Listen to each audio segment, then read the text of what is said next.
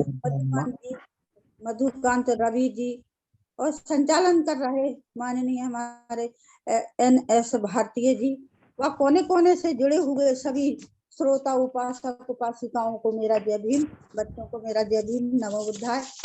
जैसा कि आज का विषय है धम्म संस्कारों की चर्चा, तो अभी सभी लोगों के मैंने विचार सुने धम्म चर्चा के ऊपर, जो धम्म संस्कारों की जो चर्चा की, सभी के विचार मैंने सुने, और इस पर मैं कुछ बोलना नहीं चाहती हूँ, क्योंकि अपने अपने विचार रखने का अधिकार सभी को है। संस्कार ही, जैसे कि विषय रखा है कि धम्म संस्कार, संस्कार ही संस्कृति की पहचान कराते हैं। संस्कारों से ही संस्कृति का निर्माण होता है, तभी सुसंस्कारित समाज का निर्माण हो सकता है। तभी सुसंस्कारित समाज का निर्माण हो सकता है। 14 अक्टूबर 1956 को बाबा साहब ने हमें बुद्ध धर्म की दीक्षा दी, और दीक्षा देने के साथ साथ उन्होंने 22 प्रतिज्ञाएं दी। 22 प्रतिज्ञाएं बाबा साहब ने क्यों दी? बाबा साहब ने 22 प्रतिज्ञाएं इसलिए दी कि ताकि जो रूढ़िवादी, अंधविश्वासी, मिथ्या दृष्टि लोगों को, मिथ्या दृष्टि जो है, लोगों को नई रोशनी मिल सके। इस कारण से बाबा साहब ने 22 प्रतिज्ञाएं दी। जो रूढ़िवादी रिवाज हैं, अंधविश्वास के जंजाल में फंसे हुए हैं, इस कारण से बाबा साहब ने सबसे पहले 3-4, 1 से लेकर 4 तक सारे अंधविश्वास की जड़ों को 4 प्रतिज्ञाओं में ही बाबा साहब ने खत्म कर दिया। तो 22 प्रतिज्ञाएं बाबा साहब ने इसीलिए दी कि हमें नई रोशनी मिल सके। किंतु विडंबना आज यही है कि आज 66 वर्ष बीत गए, बौद्ध कहे जाने वाले लोगों में आज तक पुराने रीति रिवाज, पुराने रूढ़िवादी त्योहार नहीं छूट पा रहे हैं। अभी हमने कुछ लोगों की जो बात सुनी, संस्कारों के बारे में भी जो घनश्याम दादा ने बात करी, कितने प्रकार के संस्कार बता दिए दादा ने, जबकि केवल बौद्धों के केवल 5 संस्कार होते हैं, 5 संस्कार होते हैं और 5 त्योहार होते हैं। उसको त्योहार कहें या पर्व कहें, आज हमारे मुंह में त्योहार ही बसा हुआ है तो त्योहार ही निकलता है, जबकि हमें उत्सव बोलना चाहिए। हमारे बौद्धों के उत्सव और बौद्धों के पर्व, त्योहार यानी हमारी हार, यानी तेरी हार। तो इसलिए त्योहार शब्द तो आज ऐसा जमा हुआ है कि मुंह से त्योहार ही निकलता है, जबकि हमारे ये 5 पर्व हैं और 5 संस्कार हैं केवल। अब उसमें ये जो संस्कार दादा ने अभी बताए कि मुंडन संस्कार है, नामकरण संस्कार, ठीक है, मुंडन संस्कार बताया उन्होंने, और वो खाना खिलाने वाला संस्कार बताया, जबकि बौद्धों के संस्कार केवल 5 है। पहला है कि गब्ब मंगल संस्कार, दूसरा नामकरण संस्कार, तीसरा विद्या आरंभ संस्कार, और विद्या आरंभ के साथ साथ उसी में 7 वर्ष का जब बच्चा हो जाए तो प्रवज्ञा संस्कार, यानी उसकी प्रवज्ञा कराने चाहिए। प्रवज्ञा यानी जो बौद्धों का जो वो बनाते हैं, श्रामनेर बनाते हैं, तो 7 वर्ष की आयु को कई वर्ष तक मतलब बना सकते हैं, यानी 7 वर्ष की आयु से लेकर के 60-70 वर्ष की आयु तक ये इसको प्रवज्ञा संस्कार दिया जा सकता है। चौथा है हमारा वैवाहिक संस्कार। अब वो वैवाहिक संस्कार में उसी में सगाई संस्कार भी हो जाता है।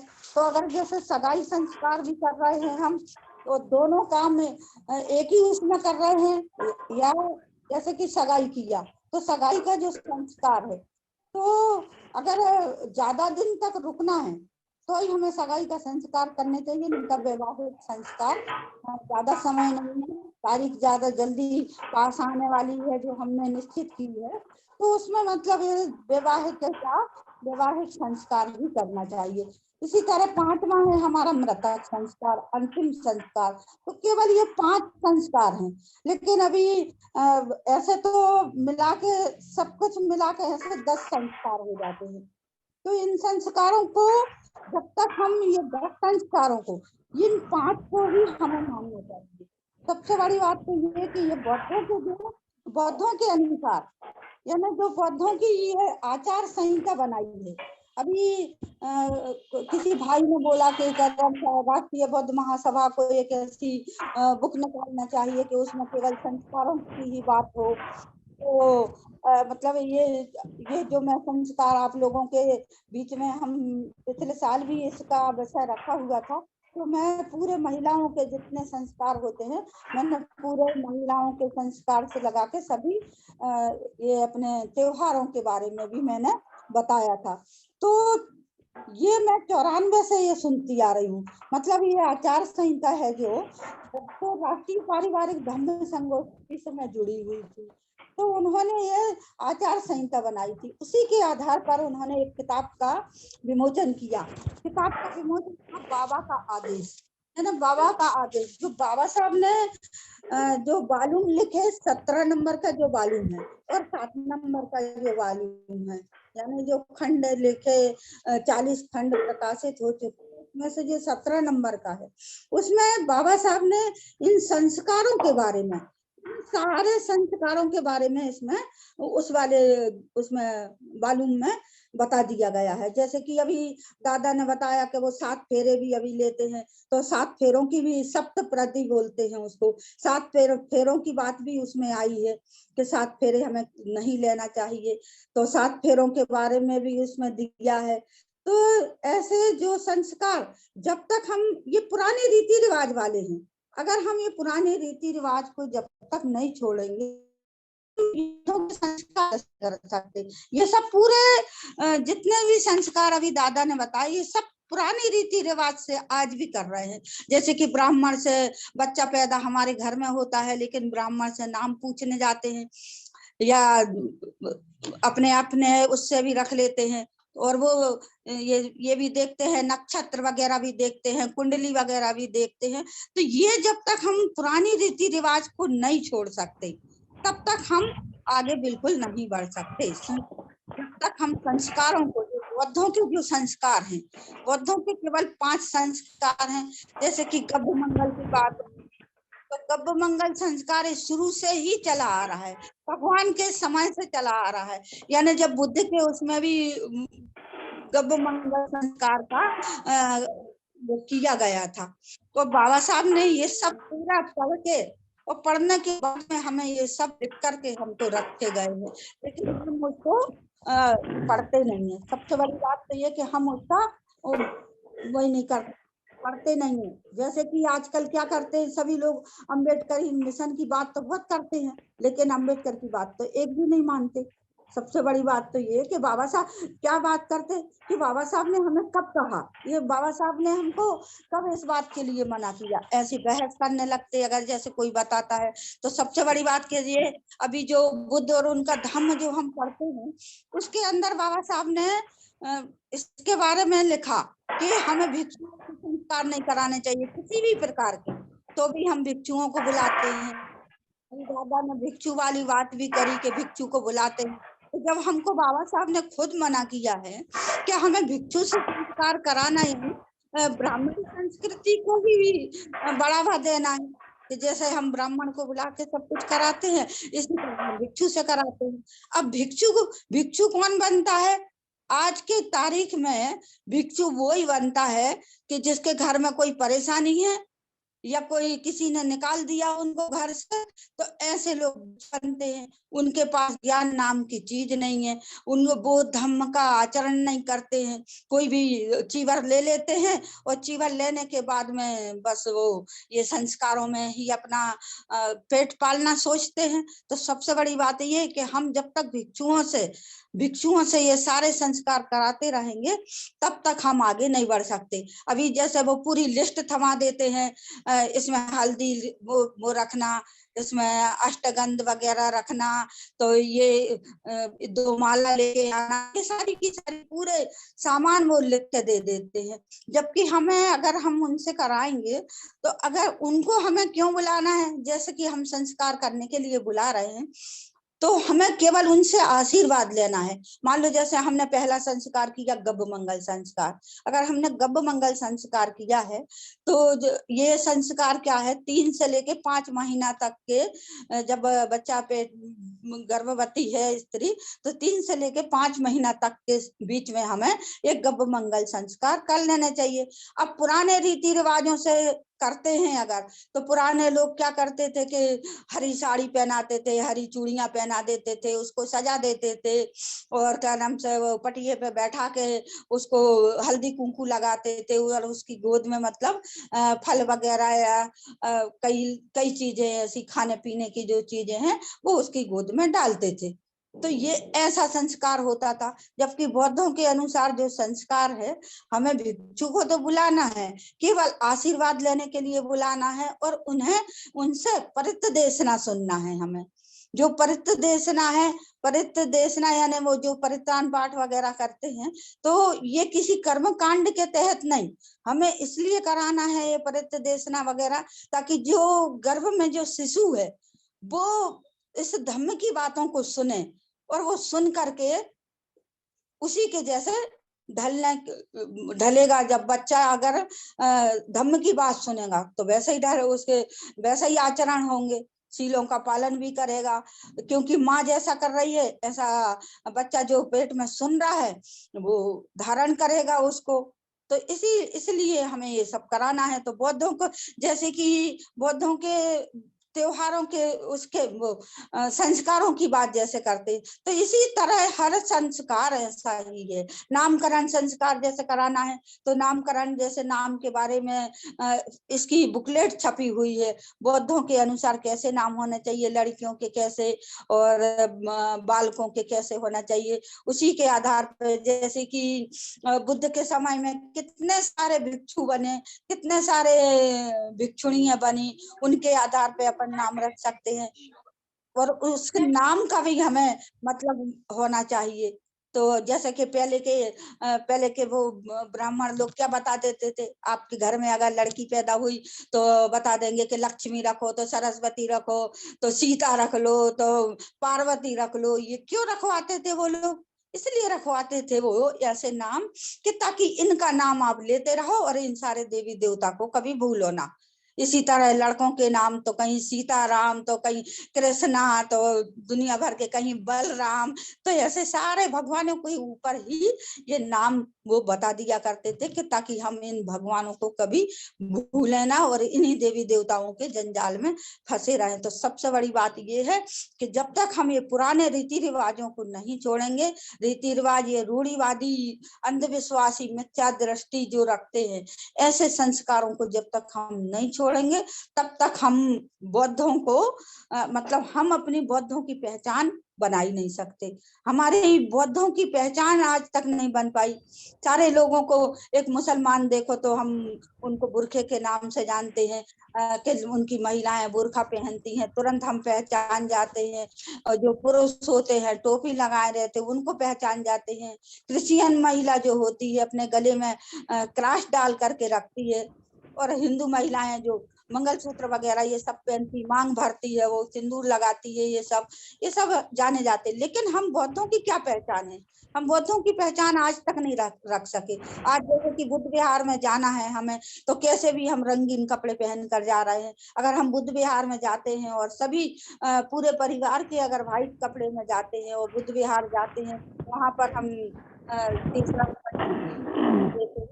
वहां पर जाते तो हमारा एक पड़ोसी भी हमको देखता है कि ये सबके सब इतवार के दिन कहाँ जा रहे हैं। जो भी जो दिन हमने इतवार है या कोई हमारा जो पर्व आया है, जैसे कि 14 अप्रैल आया है या कोई सी भी मतलब जैसे कि पूर्णिमा आई है, बुद्ध पूर्णिमा है, अमावस्या है, अष्टमी है, इसको अगर हम तैयार होकर के जाते हैं, सफेद कपड़े पहन के जाते हैं, तो हमारा पड़ोसी भी हम पर निगाह रखता है कि आखिर ये सफेद भाई कपड़े पहनकर कहाँ जा रहे हैं। तो ये एक हमारी पहचान है। हमको गले में भी जो आज काला मंगलसूत्र के बारे में बात करते हैं, बाबा साहब ने शादी के बारे में यानी बाबा साहब 6 तारीख को 6 दिसंबर 1956 को बाबा साहब इस दुनिया से चले गए। लेकिन उसके पहले 4 तारीख को 4 दिसंबर 1956 को बाबा साहब ने एक शादी के बारे में एक पत्र लिखा और उसमें उस पत्र में ऐसा लिखा, वो जो कर्डक दादा कर्डक थे, उन्होंने पूछा कि बाबा साहब आपने हमें धम्म दीक्षा तो दे दी, लेकिन दीक्षा के बाद में हमें कैसे संस्कार करने चाहिए, हमें कौन से त्योहार मनाना चाहिए, ये बाबा साहब आपने कुछ भी नहीं बताया, और शादी हमें कैसे लगाना चाहिए। तो बाबा साहब ने 4 तारीख को उसका जवाब दिया, 4 दिसंबर को, यानी 6 को इस दुनिया से चले गए वो, और 4 को देखो तो 4 तारीख को उन्होंने एक पत्र लिखा और उसमें बताया बिल्कुल शादी शादी करना है हमको, जो विवाह का जो संस्कार है बिल्कुल सादे तौर से करना है। एक स्टूल पर एक कच्चा घड़ा रखो और उसमें एक कच्चा धागा लपेट करके दोनों लड़का लड़की सामने आमने खड़े हो जाएं, उस धागे को पकड़ने, उस धागे को भी कच्चा धागा जो है उसको 3 तार में लपेटना है, उसको 3 तार करते हुए, ताकि वो थोड़ा पक्का हो जाए, इसीलिए उसको 3 तारों में लपेटते हुए। 3 तार क्यों बताए? बुद्ध और धम्म और संघ की शरण उसमें, यानी इस तरह से वो धागे को तैयार करवा कर दोनों लड़का लड़की खड़े हो जाए। और बुद्ध और अभी जैसे बुद्ध की मूर्ति का बताया, लेकिन आज हम जब ये कार्यक्रम करते हैं तो हम बुद्ध के साथ साथ हम बाबा साहब को नहीं भूलते, क्योंकि बाबा साहब ने ही हमको ये धम्म बताया, तो हम बाबा साहब की भी फोटो रखते हैं और बुद्ध की भी फोटो रखते हैं या मूर्ति रखते हैं। तो इस तरह से बाबा साहब की मूर्ति और भगवान की मूर्ति के सामने ये एक स्टूल पे एक कच्चा घड़ा रखना है, दोनों लड़का लड़की सामने आमने खड़े हो जाएंगे। और उन्होंने बोला बाबा साहब ने कि कोई उपासक, यानी भिक्षु को नहीं बोला उन्होंने, कोई उपासक मंगल सूत्र पढ़ दे।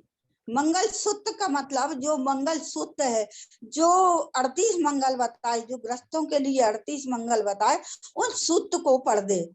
वो सूत्र कौन से हैं? असेवना च बालानंग पंडिता सेवना पूज्य च पूजनंग एतंग मंगल मुत्तमंग पति रूप देश वासोचा पुप्य चा पुण्यता अत्त सम्मा परिता एतंग मंगल मुत्तमंग। इस तरह से 38 मंगल के बारे में बहुत बड़ा ये है। 38 मंगल के बारे में उन्होंने बोला कि कोई भी मंगल सूत्र पढ़ दे। उस मंगल सूत्र को आज लोगों ने उसको काले धागे में जो मोतियों को पिरो दिया और वो मंगल सूत्र लड़का लड़की को पहना, लड़का लड़की को पहना देता है। वो मंगल जो सूत्र बोलना चाहिए था वो आज ये गले का फांसी का फंदा बना दिया गया है। इस तरीके से बाबा साहब का ऐसा, और उन्होंने जो सूत्र पढ़ने की बोली आज ये के उसमें बदल गया है। ये सब अपने आप से ही ये सारे के सारे जो भी जैसे भी कर्मकांड जो कर रहे हैं, तो ये बौद्धों के अनुसार नहीं कर रहे हैं। कारण यही है कि आज बुद्ध धर्म का पतन की ओर जा रहा है। अगर ऐसा ही हम इन्हीं रीति रिवाजों में आज फंसे रहेंगे तो वो दिन दूर नहीं कि बुद्ध धर्म को हम सभी भूल जाएंगे। बौद्धों की अलग पहचान नहीं बन पाई आज तक। यही कारण है कि पुराने संस्कारों को जब तक हम नहीं छोड़ेंगे और नए संस्कार जो बुद्धों के संस्कार हैं उनको नहीं अपनाएंगे, तब तक हम आगे नहीं बढ़ सकते। भले कितने संगठन बना लो, कुछ भी कर लो, रोज अपन मीटिंग भी कर लो, तब भी नहीं, जब तक कि संस्कार। आज आपका ये राष्ट्रीय पारिवारिक राष्ट्रीय बौद्ध महासभा कब से वो चल रहा है मेरे को नहीं मालूम। मैं केवल 18 से जुड़ी हूँ, तब से ही मैं सुन रही हूँ कि जो हमारा पहला ही संस्कार है, पहला संस्कार क्या है?